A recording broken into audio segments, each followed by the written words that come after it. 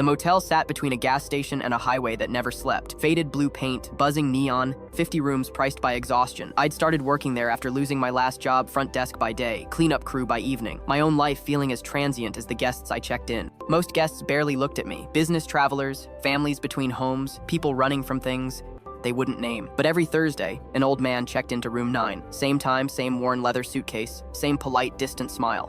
"Visiting someone?" I asked once, trying to make sense of his ritual. "No," he said, his eyes looking past me to a memory. "Just tending the garden." I thought he was joking or confused. There was no garden, just an ocean of cracked concrete and stubborn, lonely weeds fighting through the seams. That night, driven by a curiosity I couldn't name, I followed him outside. Behind the maintenance shed, he was kneeling in a patch of dirt the size of a welcome mat. Tiny marigolds, a tomato vine staked with a broken ruler, one struggling sunflower reaching for the sky. He watered them carefully from a motel ice bucket. "You planted these?" I asked, my voice softer than I intended.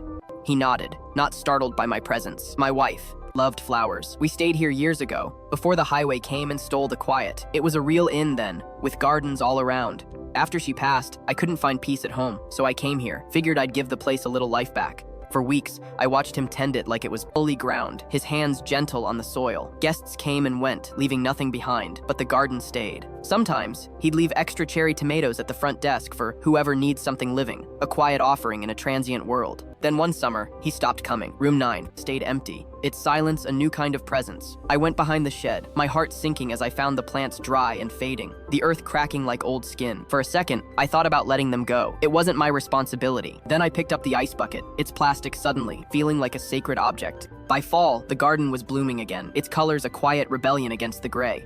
I added rosemary and mint, brought new soil, and placed a painted sign that said, "For anyone who remembers something worth growing."